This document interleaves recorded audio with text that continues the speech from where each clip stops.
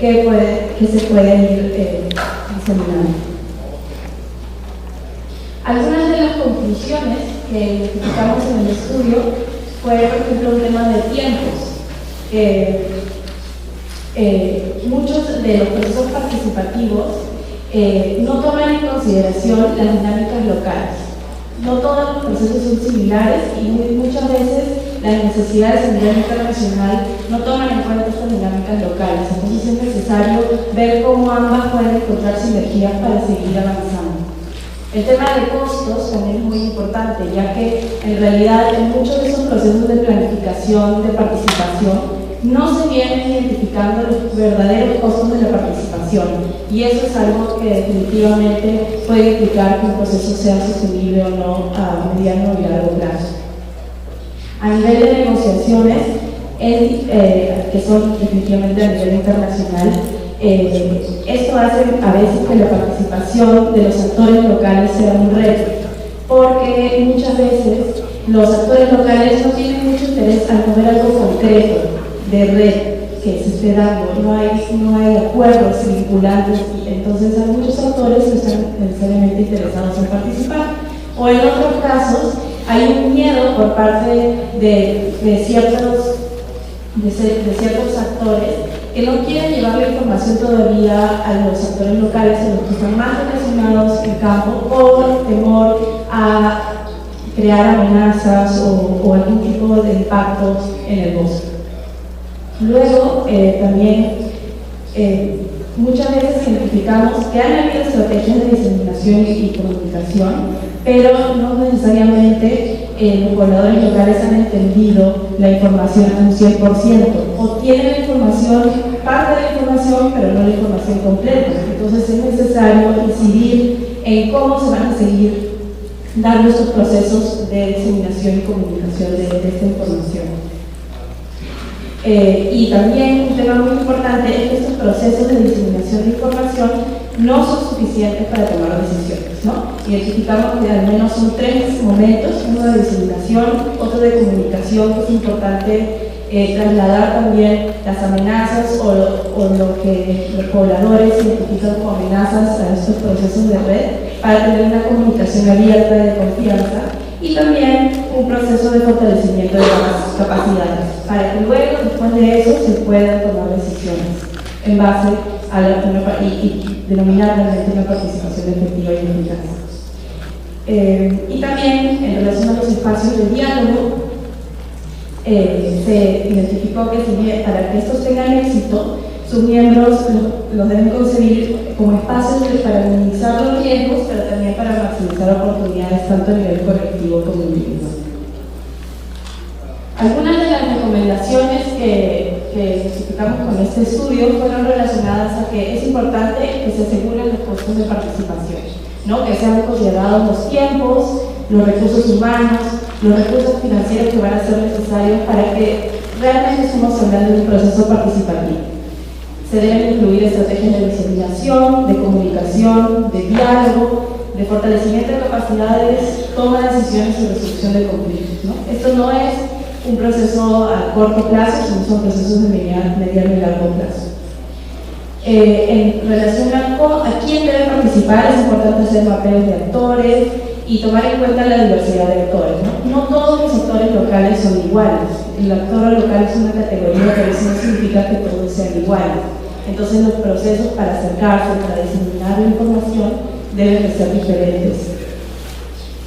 Y también, en relación al mapeo de actores, lo que identificamos para el caso de Perú era que ahí tendríamos que identificar en base a la tenencia de tierra, por ejemplo, o los derechos que tienen sobre los recursos, o aquellos que están asentados en el bosque, ¿no? Y que no necesariamente tienen derechos sobre el área donde están asentados. Entonces es importante identificar en esos mapeos de actores a todas las personas a las cuales tendrían que formar parte de estos procesos de participación.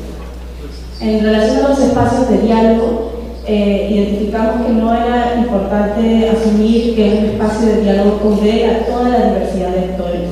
Por ejemplo, en el caso de las mesas red, tanto nacional como las regionales, no significa que en esos espacios se congreguen a todos los actores que tienen que formar parte de estos procesos de red, sino que hay que ir identificando otros espacios de diálogo donde hay una necesidad de identificar nuevos actores que probablemente tengan algún interés en estos procesos o quieran participar en estos procesos.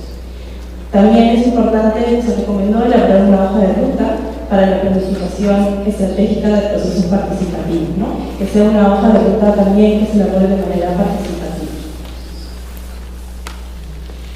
Pero también tendríamos que identificar, ¿no? Y un tema adicional es diseñar indicadores, monitoreo y evaluaciones de desempeño.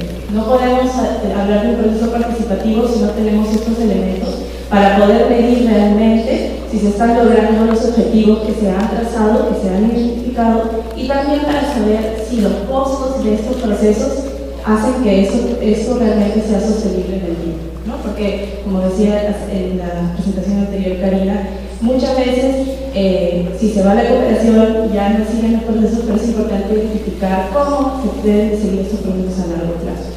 Y una última recomendación también fue el tema de elaborar o diseñar una guía de prácticas para la participación plena y efectiva. Entonces, un poco con estas recomendaciones, nosotros como CI lo que tratamos de hacer, identificando que hay una necesidad de seguir ahondando en estos procesos de participación y estos procesos de fortalecimiento de capacidades, hemos elaborado un pequeño piloto de capacitación para capacitadores.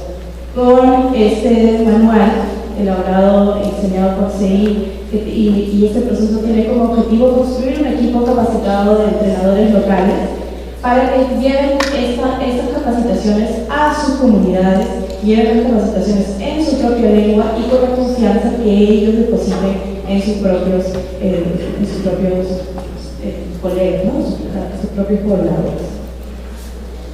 Y la audiencia objetivo de estos procesos de fortalecimiento de capacidades es la Oficina de Desarrollo de Pueblos Indígenas de San Martín, que ya lo explicó un poco Karina en la presentación anterior, y también los pueblos indígenas de San Martín con las 6 federaciones que existen dentro de San Martín, 6 federaciones regionales.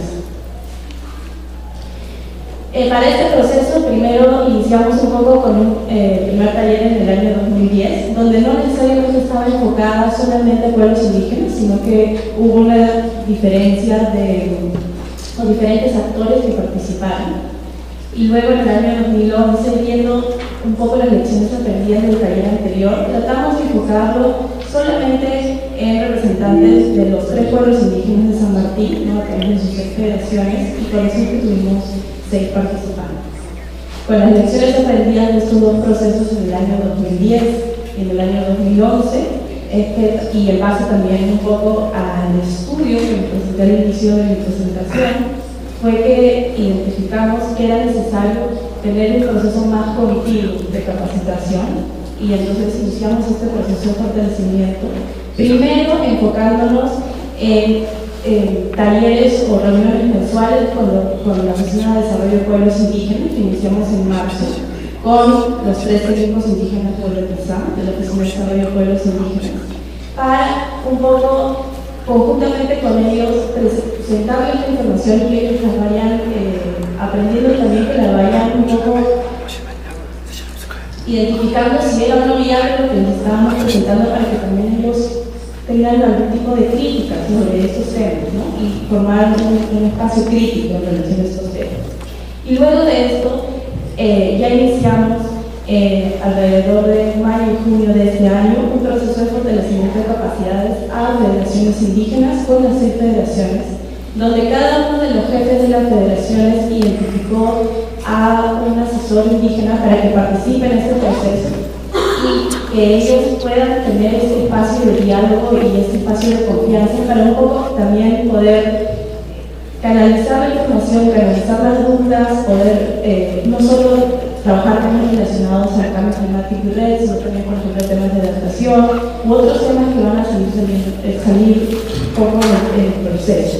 Entonces, se viene trabajando ya con ellos para tener un proceso más continuo y que luego ellos, si se sienten preparados, ya vayan a las comunidades para diseminar la información y realmente poder hablar de un proceso participativo que sea efectivo y eficaz. Y eso es un poco lo que les quería comentar sobre esos estudios, un poco el trabajo que estamos haciendo esta noche. Muchas gracias. Muchas gracias, Milagros. Con esta presentación concluimos la primera parte del evento y le cedo la palabra a la facilitar la pregunta. Bueno, dando continuidad al programa del taller, que luego de haber conocido esta experiencia en la región de San Martín, en Perú, en la cual